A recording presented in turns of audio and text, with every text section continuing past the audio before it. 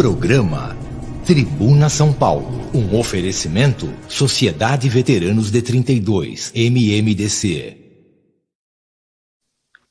Muito bem, meus amigos, salve, salve, começando mais um programa Tribuna São Paulo pela Com Brasil TV, claro, transmissão para todo o território nacional e pela internet para todo o planeta. Programa que é levado ao ar, como sempre, num oferecimento da Sociedade Veteranos de 32, MMDC. Muita gente importante hoje na nossa bancada e muitos temas de relevância para o Brasil. Nós começamos convocando a palavra inicial do presidente do MMDC, é o doutor Carlos Romagnoli. Salve, salve. Boa noite, querido amigo Jantalha. Boa noite, Luiz Fernando Marcondes, Malcolm Forrest. Nosso convidado, embora já tenha aparecido, eu vou deixar para você fazer as vezes. Eu queria apenas destacar um ponto. Amanhã comemoraremos o Dia Internacional da Mulher, e data relevantíssima para a Sociedade Veteranos de 32. Tivemos em nossa frente, na época da Revolução de 32, está aí o nosso convidado, que não me deixa mentir, de 72 a 75 mil mulheres trabalhando na confecção de uniformes, alimentação, enfim, apoio logístico para todas as tropas constitucionalistas naquela época. Tínhamos também a professora Maria Estela Squastaiba de Araraquara, participando ativamente da Revolução, a doutora Carlota Pereira de Queiroz, nossa primeira deputada federal, médica, trabalhando aqui, dando apoio aos feridos, e a nossa querida, que será o nome do nosso museu, se Deus quiser, que será instalado ali no Obelisco de Ibirapuera, Maria Soldado, da cidade de Limeira.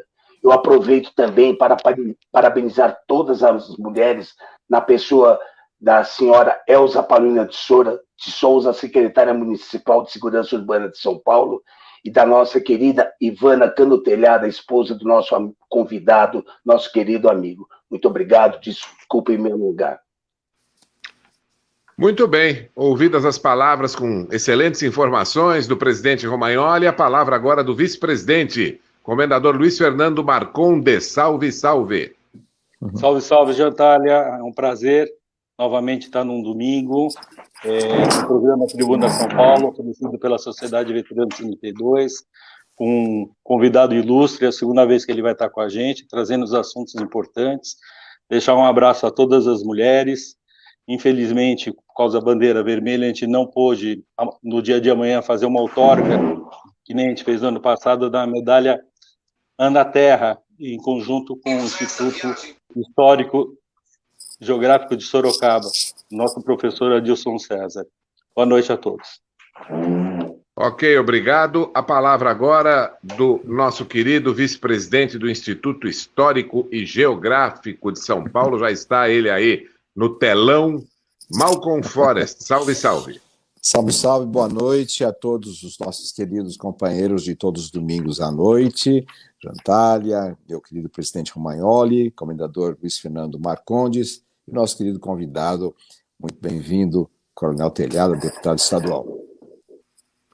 Muito obrigado, Malcolm. E agora sim, a presença dele, deputado estadual por São Paulo. Ele é deputado pelo PP, Partido Popular, aqui da Assembleia Legislativa do Estado de São Paulo. Foi comandante da Rota em São Paulo, foi também vereador na capital. Enfim, a presença honrosa do Coronel Telhada, Coronel Paulo Telhada, deputado estadual. Salve, salve. Gente, boa noite a todos. Prazer estar aqui com vocês novamente. Obrigado pelo convite mais uma vez. Quero saudar o Jantalha, o Romagnoli, o Luiz Marcondes, o Malcolm Forrest e a todos que estão nos acompanhando aí nessa noite de domingo. Só fazendo uma ressalva, Jantalha, me perdoa, Partido Progressista, no qual nós estamos no momento. E, enfim, vamos lá para o nosso bate-papo, né? Estou à disposição de todos aí que queiram fazer alguma pergunta. É verdade, PP, Partido Progressista. O popular é antigo, hein? Eu acho que eu estou uns 20 anos, acho que uns 30 anos atrasados, é verdade. Não sei porque me veio à mente, à memória, mas de qualquer forma ficou bem claro que é PP. E isso é que importa, não é verdade? É verdade. Então, nesse momento, vamos iniciar aí a nossa bateria de debates, de perguntas. Eu gostaria de dizer que o nosso telespectador e o nosso internauta pode e deve participar por escrito, se assim o desejar, pelo WhatsApp 19971367206. Está aí na tela, com o seu questionamento, com a sua observação, com a sua pergunta. Então, nós começamos agora, no transcurso do programa, nós vamos colocar o WhatsApp várias vezes na tela. Começamos, então, com o questionamento dele mesmo, o presidente do MMDC, Dr. Carlos Romagnoli. Muito bem, boa noite, Coronel Telhado, um prazer tê-lo aqui. É uma honra para o nosso programa, humilde programa, tê-lo aqui conosco. Muito bem. Coronel Telhado, o senhor faz parte daquela comissão dos parlamentares em defesa do orçamento, se não me engano, composto por 11 parlamentares. Muito bem. Me lembro perfeitamente que na época da primeira onda, vamos dizer assim, o senhor, com muitos outros colegas seus, estiveram presentes em diversos hospitais de campanha, fiscalizando, mostrando os desmandos, as barbaridades que estavam acontecendo naqueles hospitais. Muito bom. Todos sabíamos, ou pelo menos era sabido, que teria uma segunda onda. Isso se cogitava já. Como, Coronel Telhada, que se permitiu que o nosso governador do estado de São Paulo fechasse aqueles hospitais de campanha? E mais, isso não seria para beneficiar hospitais particulares que alugam leitos de UTI a quantias astronômicas? Ô, Romagnoli, você faz uma pergunta que você mesmo respondeu, né? Aquele impacto inicial da campanha do Covid, da pandemia, ele trouxe uma preocupação muito grande, porque ninguém sabia o que ia fazer, né? Então, tudo que fosse feito, mesmo às vezes até assim de uma maneira de inopino, não haveria problema, porque foi uma coisa que não foi planejada, a pandemia veio de repente. Mas ao longo do tempo nós percebemos que o governador Dória, ele começou a usar a pandemia de uma forma politiqueira, ele começou a brigar com o governo federal e também querendo se promover nacionalmente, e começou a usar a campanha, ou melhor, a pandemia de uma forma, de uma maneira financeira, fazendo negócios com o famigerado LIDE que ele preside. E nós notamos isso e ao longo das nossas visitas técnicas, nós constatamos isso, denunciamos isso ao Ministério Público, em mais de 19 denúncias que nós passamos ao Ministério Público. Nós visitamos 9 hospitais e deixamos bem claro que era isso que estava acontecendo. O problema é que, infelizmente, o Ministério Público também está agindo de uma maneira muito lenta, muito inerte. A gente nota que o Ministério Público não está muito animado para se investigar o governador de São Paulo. Não é o mesmo que aconteceu no Rio de Janeiro. No Rio de Janeiro, o governador já está pendurado de ponta cabeça lá igual um morcego faz tempo. Aqui em São Paulo, ele continua com os desmandos, continua com os desvios dele, e isso preocupa muito, porque quem sofre é a população. Para você ter uma ideia, ontem nós estivemos em Bauru, com o PDO, eu e o Sargento Nery, deputado Sargento Nery, estivemos num hospital que foi inaugurado há 30, ou melhor, começou a ser construído há 30 anos e foi inaugurado em 2010, portanto, há mais de 10 anos, ainda pelo então governador Serra. Esse hospital tem capacidade para 180 leitos, está pronto para uso e, no entanto, estava completamente abandonado. Nós temos imagens aí na minha rede social, eu não sei se vocês têm acesso, onde nós mostramos o hospital pronto, é só lavar o hospital, equipar e colocar os médicos para trabalharem. 180 leitos, que atenderia não só a cidade de Bauru, mas toda a região de Bauru, 38 municípios. E, no entanto, está tudo travado, um imbróglio administrativo, da USP, do governo, e nesse imbróglio administrativo já se passaram mais de 10 anos, e o pior, 1 ano de pandemia, que o governo alega que não tem leitos clínicos e leitos de UTI. Só lá nesse hospital que nós fomos ontem, Romagnoli e a todos que nos assistem, nós constatamos 20 disponibilidade pronto para uso, 20 leitos de UTI e 9 semi-UTI. praticamente 30 leitos de UTI prontos para serem usados com a população. E além disso, tem outros lugares, aqui mesmo, aqui em São Paulo, nós vamos verificar um hospital e que também nós temos notícia que não está pronto para ser usado e não é usado. Então, existem muitos hospitais nessa situação. E a gente nota que o governo não tem interesse em avançar esse serviço e colocar esses leitos à disposição. Por quê? Justamente pelo que você falou, que nós já denunciamos na última reunião nossa e já denunciamos para o Ministério Público. O interesse do governo não é colocar leitos clínicos e leitos de UTI à disposição da população. O interesse do governo é alugar de hospitais particulares os leitos clínicos e os leitos de UTI. Para quê? Negociata. Só na última negociação que eles tentaram fazer, foram 594 milhões que nós impedimos que fossem gastos. O pior, os hospitais de campanha foram montados, havia notícia de que haveria uma segunda, uma terceira, uma quarta onda, o que não falta é onda no negócio, parece um tsunami.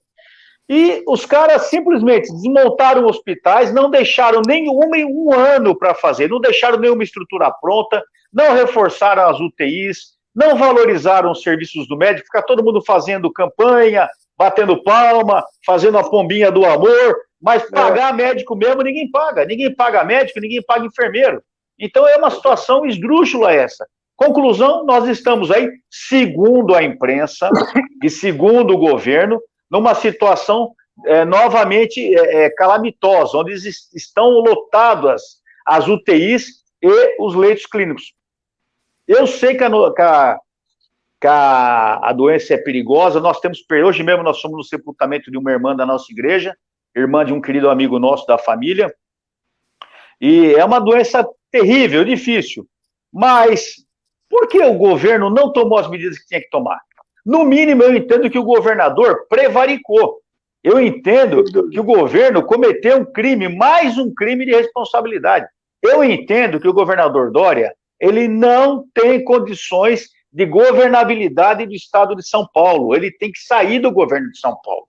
Não é pessoal, não tenho nada contra a pessoa dele. É funcional. Ele que se diz um gestor, ele é gestor só para arrumar dinheiro para ele, para a lide dele. Porque para o estado de São Paulo, ele tem sido uma calamidade. Ah, mas o estado de São Paulo fechou o ano, segundo o secretário da Fazenda, com 7 bilhões de superávit. Eu pergunto, o que adianta ter 7 bilhões de superávit e não ter leito de UTI para atender as pessoas? Lá em Bauru mesmo, ontem, conversando com a prefeita, esqueci o nome dela agora, da prefeita de Bauru, ela mesma disse que na sexta-feira ela estava colocando leitos nos corredores.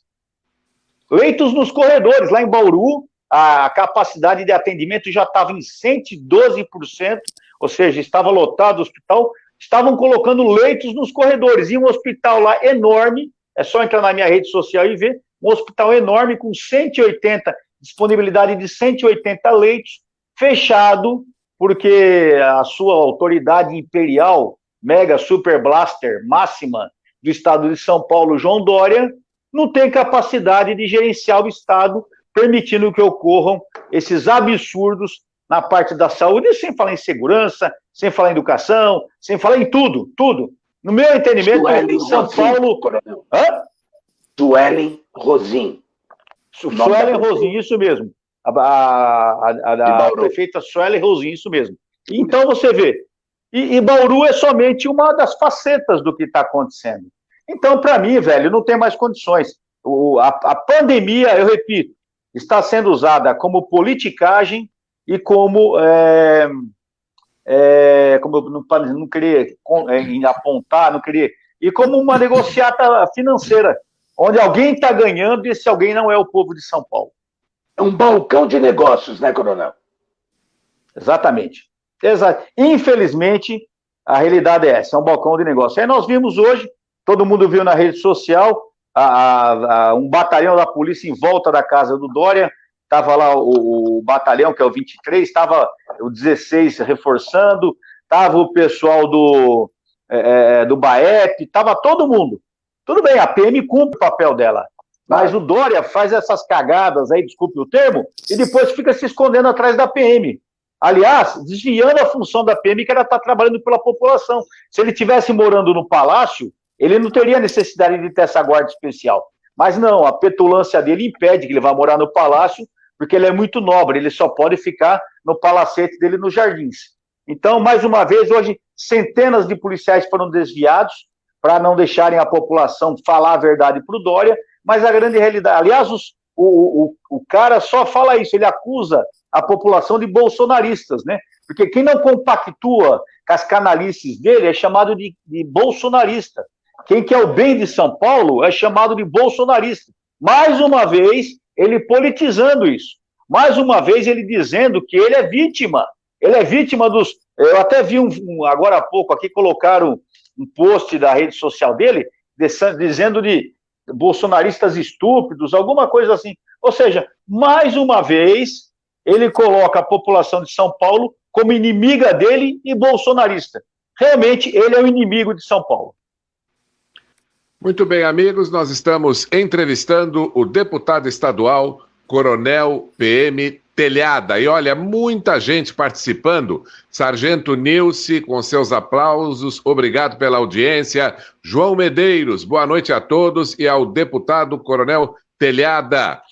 Meu pai participou da Revolução Constitucionalista de 1932. O soldado Jesus, ótima noite a todos, grande comandante Coronel Telhada. Nosso querido Sensei Barbosa, que já recebeu, inclusive, no seu dojo, o Coronel Telhada, boa noite, está nos acompanhando. E também Rodrigo Gutenberg, que legal, o senhor tem mais informações sobre ele? Está aí a participação também do Rodrigo Gutenberg. E agora a palavra do vice-presidente, seu questionamento, comendador Luiz Fernando Marcondes. Prezado Coronel Telhada, é um prazer estar debatendo de novo junto com você. É uma época importante, uma semana importante, uma semana antes da eleição da presidência Leste, a qual você está concorrendo, e a Sociedade Veteranos de 32 deseja toda a sorte para você nesse ponto. Aproveitando que você estava falando, então eu queria perguntar um pouco, qual a sua opinião referente à gestão não só do nosso prefeito, mas principalmente do nosso governador, João Agripino, nessa parte de gestão que ele está tendo nessa crise. E se essa gestão ela vai causar efeitos na saúde, na economia e na parte psicológica do nosso estado de São Paulo. Bom, boa noite, Marcondes, é um prazer estar com você. Quero agradecer a presença aí da Nilce, do João Medeiros, do Jesus, do Sensei Barbosa, do Gutenberg, todos os amigos que estão nos acompanhando.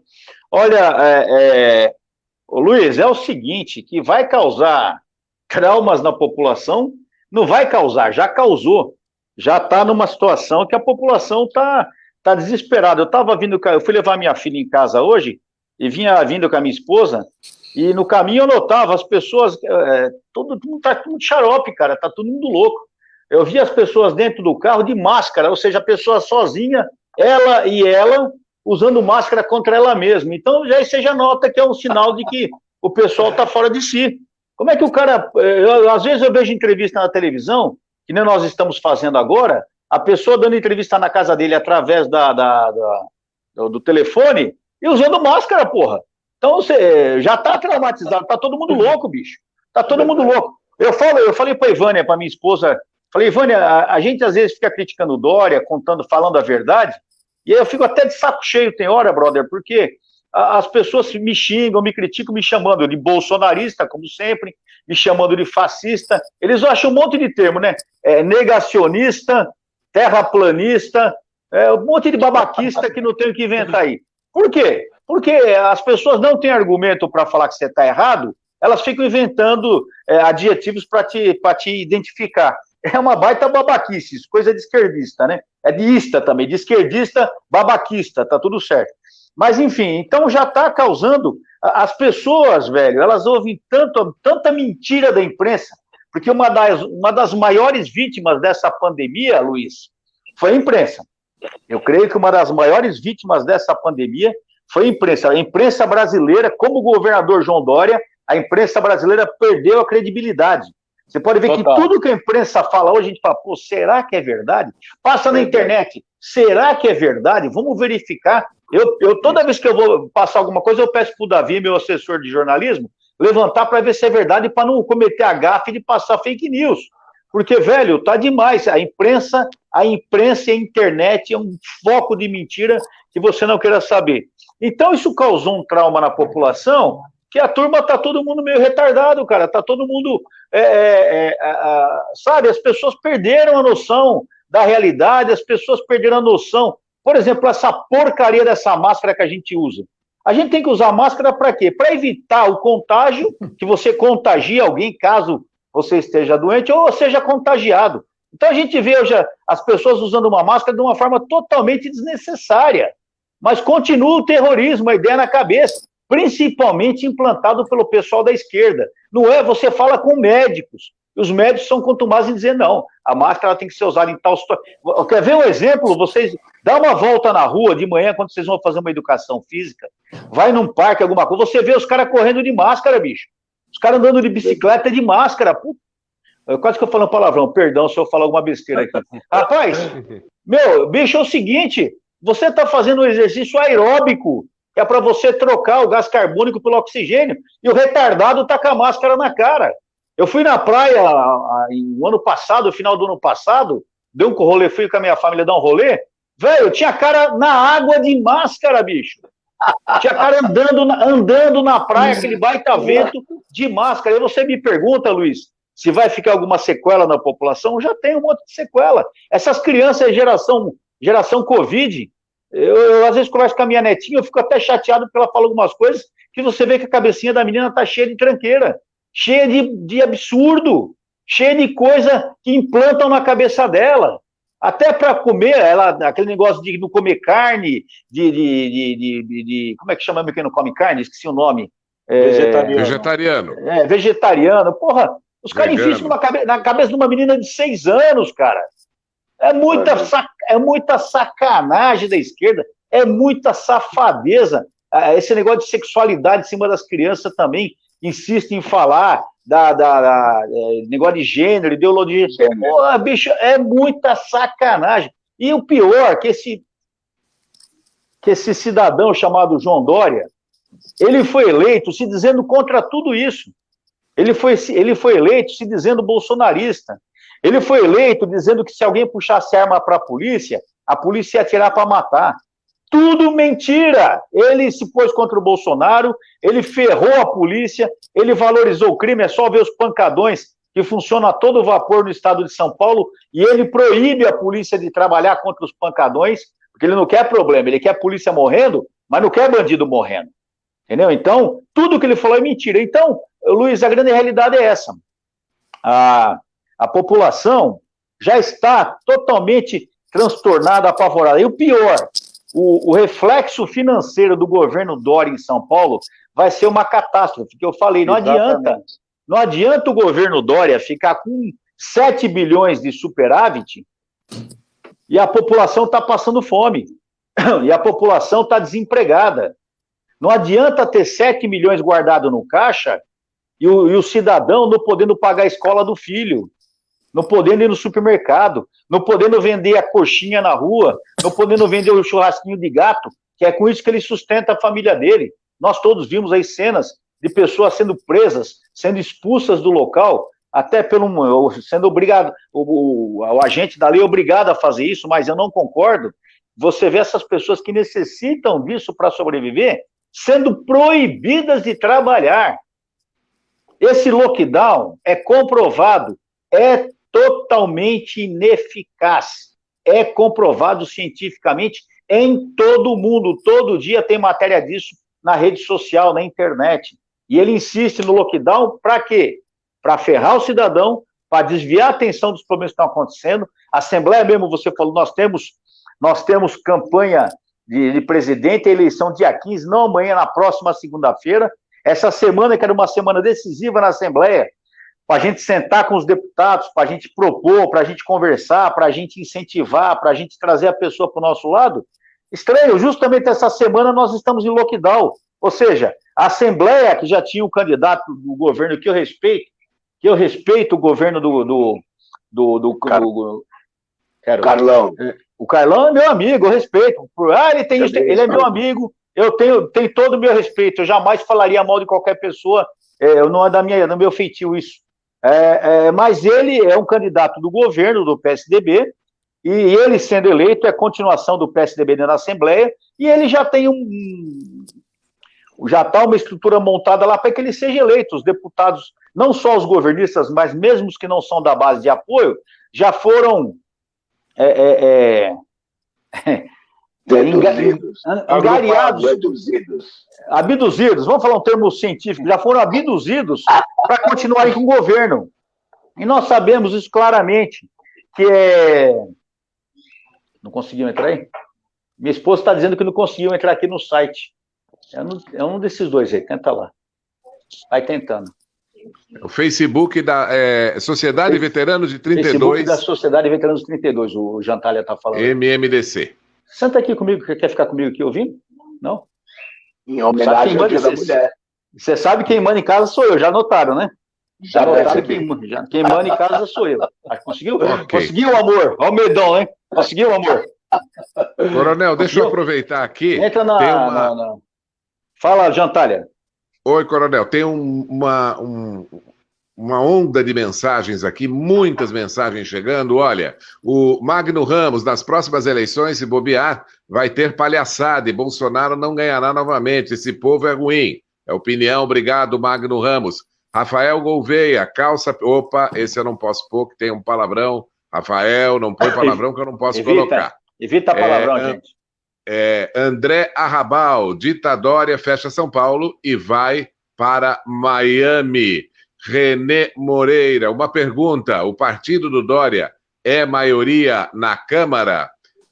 Marli Harris, tratamento precoce salva vidas. Barbosinha coloca aqui, não existe embrulho jurídico, o que existe é interesse em fazer as coisas acontecerem. O Carlos Pinho, a quadrilha é unida, e a Vani Rodrigues manda um coração nos acompanhando. Se eu colocar só mais um aqui, tem, esta é a Sônia Regina Mesquita Rabinoski. Então, o senhor Dória está mais preocupado em falar mal do presidente, como tem o ditado, macaco tenta em cima, opa, beleza, obrigado, Sônia Regina Mesquita. Macaco senta em cima do rabo e aponta o dedo para os outros, isso que ela falou aí, beleza. Não é palavrão.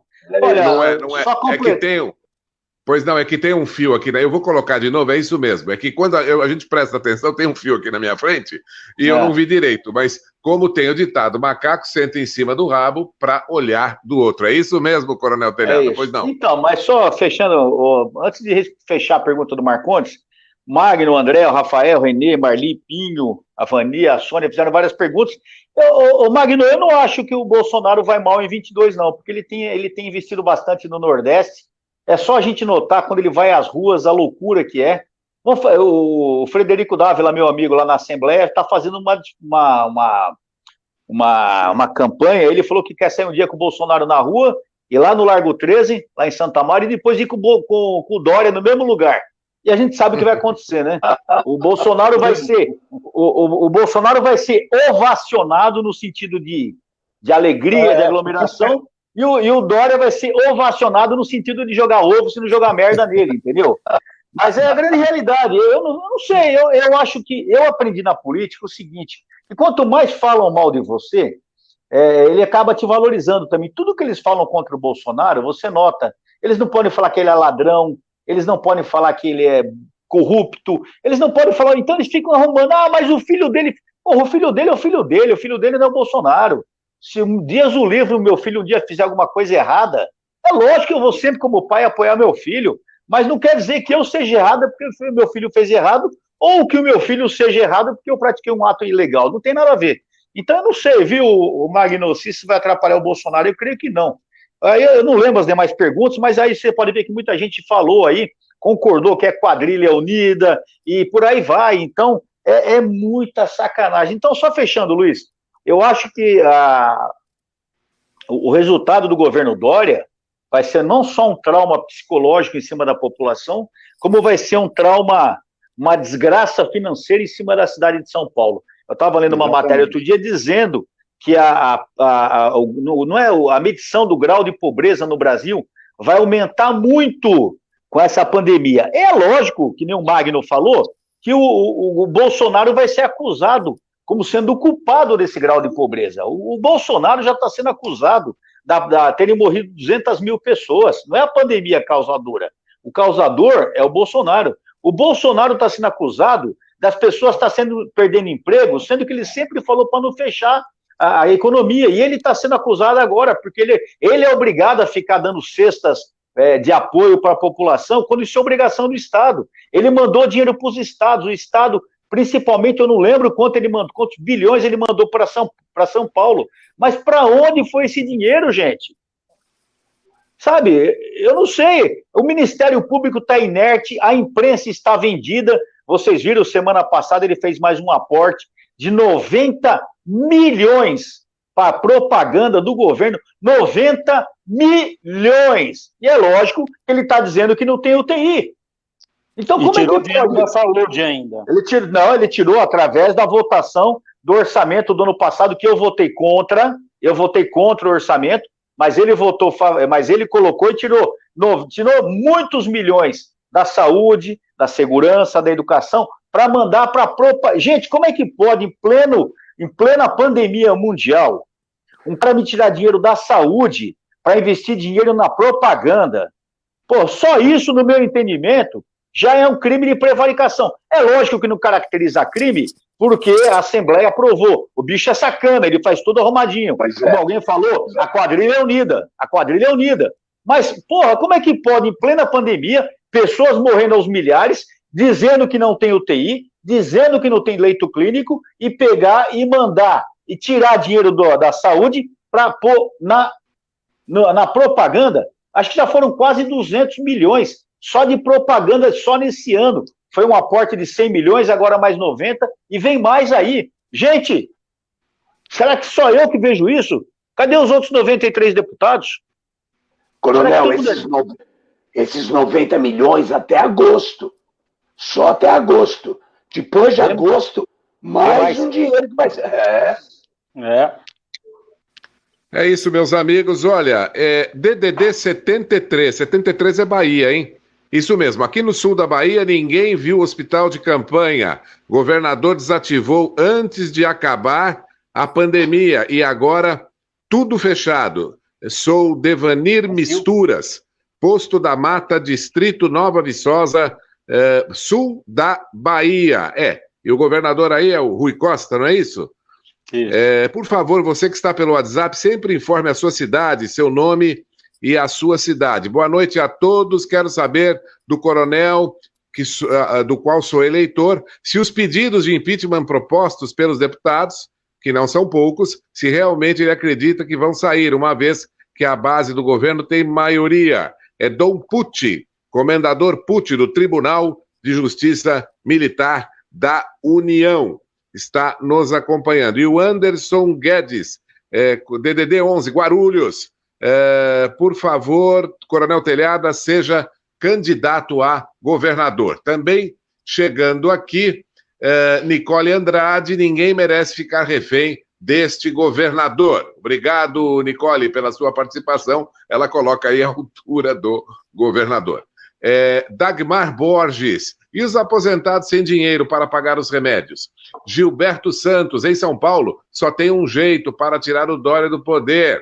Bom, aí ele dá a opinião dele. Obrigado, Gilberto. Vai com calma, Gilberto, vai com calma. Muitas participações e principalmente agora a participação dele, Malcolm Forest. A palavra é sua. Ô, Malcolm, você me dá licença um minutinho? Sim, pois não. Só para fazer um adendo ao que o Jantalha falou, para não perder o fio na meada, tá. Eu queria responder o seguinte ao Dom Pucci, um abraço, o Anderson, a Nicole, a Dagmar e ao Gilberto. Ô Gilberto, só para começar por você, o que você propôs, eu não sei, porque o Jantalha não quis falar, deve ser alguma coisa pesada. Mas você já imaginou se os mais de 600 paulistas mortos em 32, se eles se levantassem do túmulo hoje e vissem o que o Dória está fazendo com São Paulo, você já imaginou o que eles fariam? Já pensaram nisso?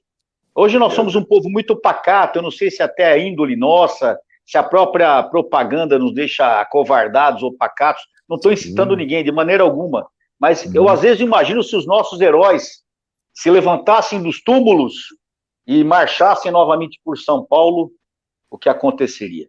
Falaram do impeachment. Triste, né? Eles deram a vida para o São Paulo e para a gente ter uma Constituição. E hoje o pessoal está rasgando a nossa Constituição. Né? O nosso direito de ir e vir acabou, está tudo trancado. Não tá só rasgando, não, Luiz. Eles estão rasgando, sentando em cima, fazendo um monte de coisa em cima da Constituição, vou dizer. É Mas muita tristeza também.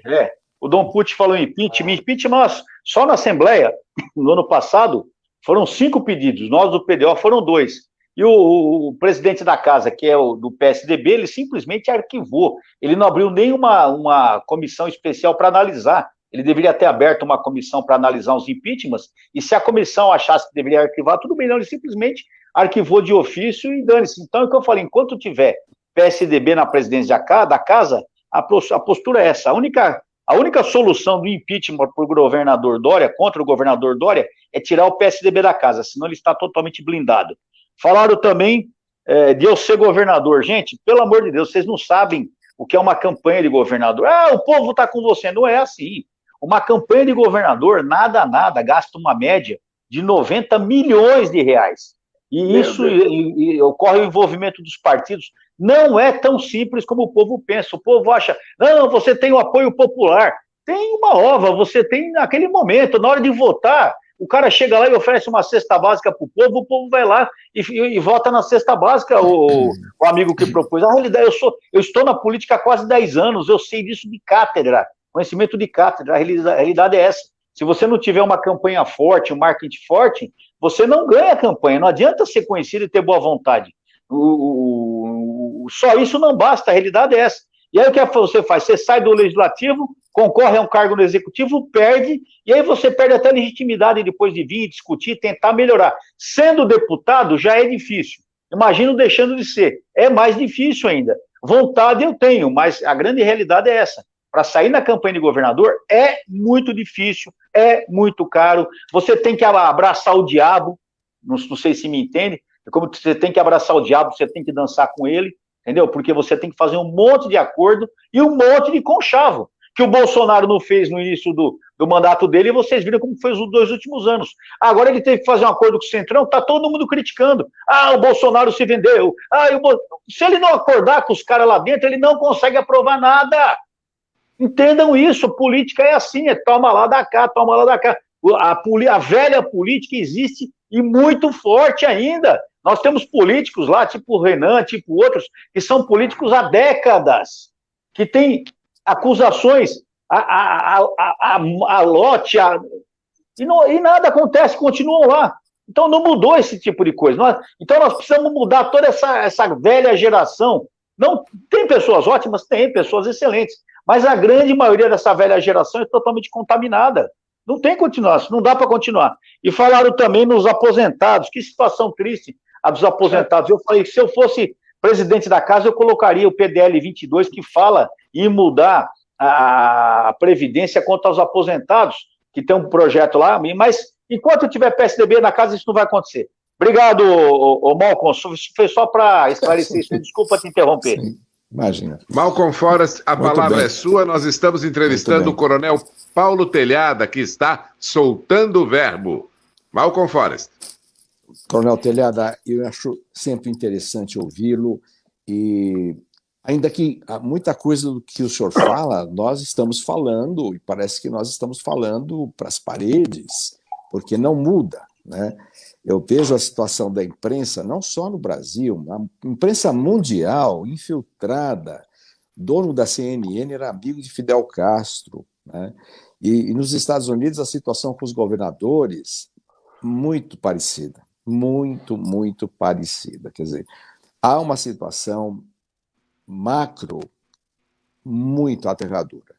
Inclusive é a arma da esquerda, sabidamente, há muito tempo, a criação do pânico, do terror.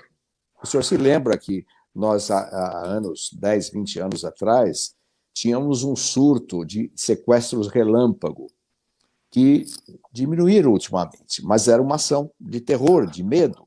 Fique em casa, não saia na rua à noite. Agora, eu gostaria que o senhor falasse um pouco sobre o estado do crime organizado no seu tempo na rota e o avanço ou não do crime organizado hoje, que está quietinho, a gente não escuta falar disso, né? Eu tive informações de uma pessoa que tentou comprar metralhadoras e conseguiu através, pasme, do consulado da China, e foram entregues em São Paulo, metralhadoras. Então, eu gostaria de saber a sua opinião sobre, ou a sua visão, como está isso hoje em dia, né? O crime organizado e também a corrupção, a fraude eleitoral. Nós vimos o Trump lutando, delatando, houve fraude em alguns estados, é um sistema mais complicado que o nosso, mas estamos a salvo disso para 2022? São as duas perguntas, por favor. Bom, Malcolm, boas perguntas. Eu quero começar citando o que você falou sobre os Estados Unidos, quando você diz que nos Estados Unidos nós temos problemas semelhantes. Nós tínhamos problemas enquanto o Trump era presidente. Você note que enquanto o Trump, até o último dia do Trump presidente, a imprensa falava todo dia do Covid-19, citava ocorrências de violência policial, incitando a população contra a polícia. Isso aconteceu várias vezes. Por quê? Quando você incita a população contra a polícia é a primeira barreira da autoridade estatal ou municipal, enfim, a autoridade governamental. Quando você incita a população contra a polícia, você desmoraliza a polícia, é a primeira maneira de você desmoralizar o governo. Isso é chamado guerra de guerrilha, isso a esquerda usa isso há muitos anos. E a imprensa, como no Brasil, a imprensa americana, a grande parte dela é da esquerda, por incrível que pareça, os americanos que a gente tem aquele negócio como povo de direita, a esquerda lá, aliás, a esquerda mundial é muito forte, nós temos aí bilionários, trilionários, quincalionários que são de esquerda, estão patrocinando a esquerda. Você note que com a eleição do Biden, simplesmente acabou o problema do Covid, não se fala mais nisso na imprensa mundial do Covid nos Estados Unidos, uma notícia ou outra, lógico, mas acabou, o problema dos americanos acabou. Eu falava outro dia com um jornalista, ele falou, não, que eles já vacinaram 50% da população, ou seja, o pessoal que está no meio jornalístico, eles sempre procuram justificar o injustificável. Eles querem justificar o sexo do Jango. E eles acham o pior que eles acham que eles conseguem. Meu irmão, canalice pura. Então você vê, acabou o problema do Covid nos Estados Unidos, notaram isso? Acabou o problema da violência policial, ninguém mais está atacando o policial. O Biden, que falava tanto contra as guerras, semana retrasada já mandou 17 sírios para o saco num ataque americano, e todo mundo bateu palma, todo mundo achou lindo. Se fosse o Trump, imagina, belicoso, assassino, fascista e outros istas que vocês podem lembrar. Então é uma situação que a gente vê que é pura ação política, como o mundo todo está girando hoje através da internet, a esquerda é inteligentíssima. Aliás, eles tiveram muitos anos para se preparar, sempre foram muito inteligentes na parte... Eles aparelharam a imprensa, eles aparelharam a imprensa, o judiciário, eles apoiaram a educação. A educação é uma coisa seríssima. Eles começam a fazer a lavagem cerebral das crianças no pré-primário, viu? Só um idiota não percebe isso. Nós que temos a nossa... Os seminários, viu, Coronel Telhado? Os seminários, a Igreja Católica... Sim, a Igreja é forte, né? Está infiltrada desde Stalin, né? Stalin, existe uma notícia que regimentou vários homossexuais, mais de 1000, para os seminários, para também desmoralizar, de certa forma, nada contra, mas, enfim, foi uma ação que foi feita. E desde lá, as teorias de Gramsci estão aí, na imprensa, na educação, né? Veja as universidades nossas, as escolas, e infelizmente, na Igreja Católica, que é a minha religião. Você vê que a Igreja Católica foi uma das que mais sofreu na mão de Stalin. A Igreja Católica Ortodoxa na Rússia, ela simplesmente foi devastada. Os templos católicos viraram armazéns. Eu tive na Rússia, tive em Moscou há uns 10 anos atrás, mais ou menos, e lá as igrejas viraram armazéns. E os caras se dobram mesmo assim ao comunismo, entendeu? Você falou em Gramsci, Antônio Gramsci, você vai em Nápoles, a principal avenida de Nápoles, lá tem o nome de Antônio Gramsci, eu estive lá também. Então você vê que a esquerda ela é muito forte em todo sentido. E outra coisa, a gente muitas vezes critica a esquerda, mas eu acho que nós esquecemos de aprender com a esquerda. Eu sou um cara, Malcolm, que eu procuro aprender muito. E eu aprendi muito com a esquerda na política. Primeiro eu aprendi que a esquerda é inteligente, que a esquerda, ela bota o social como uma bandeira, apesar dela não ligar para as pessoas pobres, ela põe a pessoa pobre como sendo um dos marcos da ideologia deles. Não, nós estamos preocupados com o pobre. É mentira, eles estão preocupados em usar o pobre. A hora que eles usam, eles descartam. E outra coisa que a gente nota é que a imprensa não deixa ferido no campo de batalha, não deixa soldado ferido. Nós, da direita, que somos, se nos dizemos direita ou de centro, basta alguém chegar e falar, o Jantalha não vale nada. Pronto, já começa. Desculpa, viu, Jantalha, usar seu nome, mas foi o nome que veio na cabeça aqui, para não falar o nome de muitos colegas. Telhada não vale nada, pronto. Amanhã depois já tem um monte de colegas nossos que fizeram escola militar com a gente, que são da igreja da gente, que são da família da gente, que pensam como a gente, vão falar, o Telhada não vale nada, ele é ladrão, ele é corrupto, ele é crente, ele é músico, ele é político. Vão começar a falar um monte de coisa para me detonar. Então, lá está o Lula condenado já em segunda instância, e os caras falam que é golpe, que é mentira. Basta uma mentira para todo mundo acreditar na mentira e falar que você é aquilo. Então, para competir assim, Forrest, é difícil. Então, só para fazer esse adendo aí quanto ao problema dos Estados Unidos. Crime organizado. O crime organizado, ele é esquerda pura. O crime organizado, ele aprende... Vocês sabem como começou o crime organizado no Brasil? Foi quando o pessoal que era bandido, que ia lá para Ilha Grande, os criminosos, assassinos, todos os tipos de criminosos iam para Ilha Grande. Nos anos 70 começou a se juntar os criminosos políticos para Ilha Grande também, juntou os criminosos de esquerda político com os criminosos comuns. Criou o crime organizado que está até hoje aí. O crime organizado é puramente ideologia e conduta de esquerda, é guerra revolucionária. A gente aprendi isso nos anos 70, anos 80 na escola militar, e tudo que eu aprendi na escola militar está sendo colocado em prática hoje, porque é pura guerra revolucionária. E outra, o crime organizado... Braço armado da esquerda? Não, tem todos os braços, o braço armado, o braço político, o braço jurídico, o braço religioso, eles têm todos eles, é um tentáculo, é um verdadeiro povo com vários tentáculos. E o crime organizado, ele cometeu um erro muito grave no Brasil no início dos anos 2000, quando eles promoveram aqueles ataques contra os policiais, que mataram quase 30 policiais em 2005, 2006, se eu não me engano, e aí eles tiveram uma repressão muito grande por parte da polícia, que matou um monte de ladrão, arrebentou, e eles notaram que eles cometeram um erro, eles não devem aparecer. E é o que você falou hoje, muito bem colocado, o crime organizado hoje, ele está no subterrâneo, ele não aparece, mas ele existe e existe com força total. O crime organizado, ele está infiltrado em todos os setores, ele está na imprensa. Eu conheço, não vou poder citar aqui porque eu não posso provar, jornalistas que são batizados no PCC, e você só vê notícia dessas pessoas criticando quem? Criticando a polícia, criticando as Forças Armadas, criticando o Bolsonaro, falando bem. Então você vê que essas pessoas são colocadas para isso. Juízes, quantos juízes nós vimos que foram presos e foram presos? Juiz nunca vai preso, aliás, nunca é mandado embora, é aposentado, né?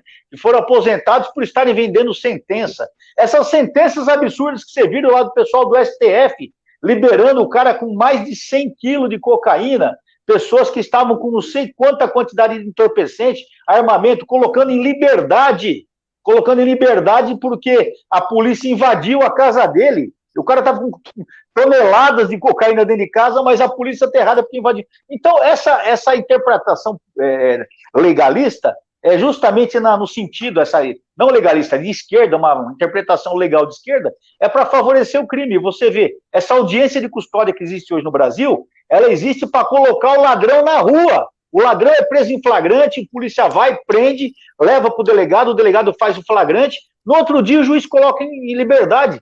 Todo aquele trabalho que foi feito foi perdido. Por quê? Porque a justiça permite isso. Então o crime organizado existe, está com força total, está agindo nos subterrâneos, nas grandes empresas, na igreja, no comércio, na política, na polícia, na imprensa, no governo. Então, o crime organizado hoje paga milhares de pessoas para estudar, fazer faculdade de Direito para serem advogados do lado do crime, e se pagam para serem advogados, imagina o resto. Nós temos pessoas do crime organizado que ingressaram na Polícia Militar, alguns foram pegos, foram identificados, mas será que todos foram identificados? Então, a grande realidade é essa. E aí você tem uma coisa chamada estatística. O Coronel Zé Paulo, meu assessor, ele fala que a matemática foi feita para falar a verdade e a estatística para contar uma mentira. Você pega a estatística, hoje você conta um monte de mentira através de estatística. Você pega números, mistura e procura mostrar, não, o Brasil está uma porcaria porque vacinou só X%. Se você pegar esse X%, dá muito mais do que dezenas de países que vacinaram as pessoas. Mas não, a gente usa estatística sempre para falar mal de quem não está do meu lado. Eu sempre vou falar mal com a estatística de quem está do meu lado. Então, irmão, o que eu falo desde o começo, é uma grande sacanagem, é uma grande canalice, tudo que nós estamos vendo. Um dia, eu não sei se eu vou ver, se nós estaremos vivos, eu não sei se um dia a história me dará razão, porque a gente, quando fala a verdade, nunca ninguém lembra da gente, né? Sempre aparece um pai da criança.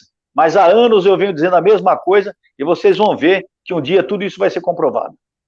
Coronel, olha, o Matheus Miyazaki, ele está em São José do Rio Preto. Boa noite, assistindo ao vivo vocês pela TV. O que o coronel fala sobre o uso de tantas viaturas policiais que são pagas com dinheiro público do povo, fazendo segurança privada na casa deste, e aí ele não completa. Já falamos sobre esse tema, mas obrigado pela sua participação. Foi a participação do Matheus Miyazaki. Código 45, queria ser familiar do Dória só para dar chinelada neste traidor. Edemar, de Cascavel, no Paraná. É o código 45. Renata Mariana, de São Paulo, para o Coronel Telhado. É lícito que Agripino tenha à sua disposição para a segurança pessoal na sua residência a quantidade vista hoje de policiais militares?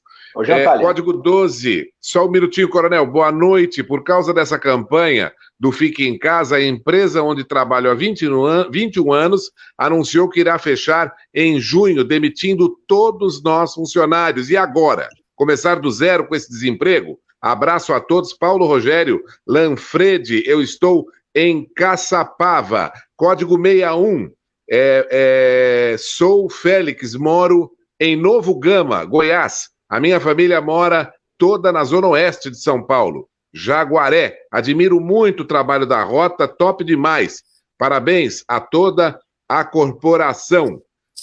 Enfim, e outras. Dom Guida também nos escreveu, deve ser São Paulo, código 11, em nome do pessoal do grupo H Dom. Pois não, coronel, nós estamos em cima da hora, o senhor tem 60 segundos. Puta merda. Bom, um abraço a todos, ao Matheus, ao Paulo Rogério, ao Félix, ao Dom Guida. Dom Guida é meu amigo, um abraço a todos do H-Dom. Olha, gente, é o seguinte, eu já falei nisso, nós já falamos, a PM está cumprindo a obrigação constitucional dela. O Dória é governador, ele determinou, a PM tem que cumprir. Entenda uma coisa, ele foi, bem ou mal, ele foi ameaçado pela internet, de que invadiriam a casa dele e tudo. Eu até entendo que ele tem que proteger a casa dele. Agora, eu entendo que isso tudo seria desnecessário se ele estivesse morando no palácio, como cabe a um governador ficar no palácio, até para proteção dele, já para evitar esse tipo de coisa. Nós não teríamos um batalhão hoje deslocado, tirado do policiamento, para ficar à disposição na casa dele. Enfim, mas não há ilegalidade, por quanto a polícia está cumprindo a obrigação constitucional. Ele, como governador, tem essa liberdade, essa regalia, e bem ou mal, o que disseram na internet são coisas pesadas. Ele realmente tem que defender o que é dele, até criticar o cara numa situação dessa, eu não sei se seria leviano da nossa parte, né? Mas, enfim, tudo seria evitado, tudo seria dispensado se ele estivesse no palácio, e se pior, se ele tratasse bem o cidadão de São Paulo, se ele fosse um governador de verdade, se ele deixasse de ser esse comerciante da China que ele tem sido, e parasse de ferrar o povo de São Paulo. São Paulo não merece esse governador, que, aliás, repito, no meu entendimento, não tem mais a governabilidade do Estado, ele tem que ser retirado do governo. Muito bem, olha, o Marcelo Riso, coronel, gostaria muito que o senhor fosse o próximo candidato ao governo. Adriano Vasconcelos, ele tranca todo mundo e faz festa na mansão. Ricardo Abreu, por que ninguém não fala mais da China? O Anderson Guedes, parabéns. O Glauber Rodrigues, o problema é criticar sem saber o que está sendo feito. Muito bem. Cássio Bicalho, fora esquerda corrupta. O Roberto Araújo, vagabundória. João Medeiros, nunca mais vão abrir a Alesp para a população assistir às sessões plenárias presencialmente. A Adriene André, Lei 173 derruba, por favor. Bom, muita gente participando, a gente pede escusas, não há como ler todas as mensagens, porque o nosso tempo está completamente esgotado. Doutor Romagnoli, a sua palavra final em nome de toda a bancada, por favor. Muito obrigado, Jantar, e a todos os amigos, principalmente o Coronel Telhada, sempre disposto a participar conosco deste pequeno programa. Muito obrigado, um abraço a todas as mulheres de São Paulo e do Brasil, na figura da senhora Ivana Cano Telhada, que está ao lado do Coronel. Uma boa noite a todos. Como o doutor Romagnoli falou pouquinho, dá para o comendador Luiz Marcondes dar o seu abraço. Então, agradecer ao Coronel Telhada, mais uma participação muito, muito boa, deixar um agradecimento a todos que estão assistindo a gente, não esquecer de entrar no nosso site www.mmdc.org.br e um abraço a todas as mulheres do Brasil. Uma boa noite.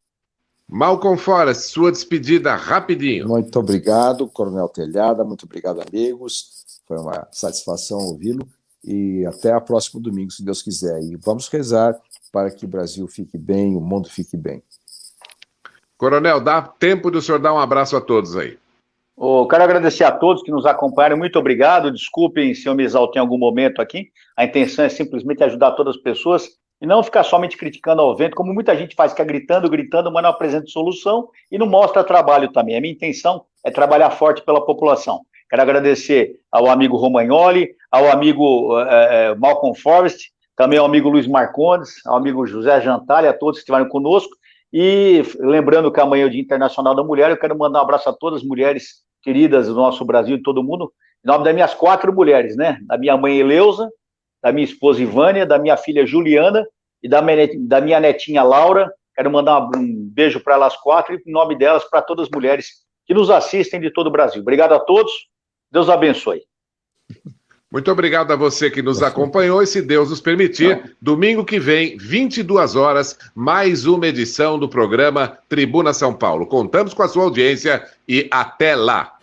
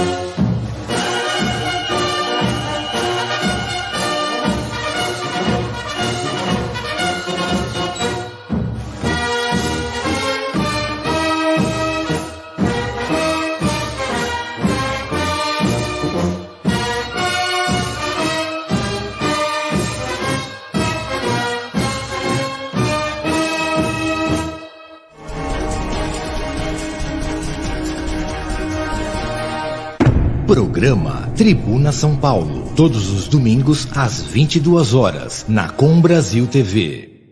Tribuna São Paulo, um oferecimento Sociedade Veteranos de 32, MMDC.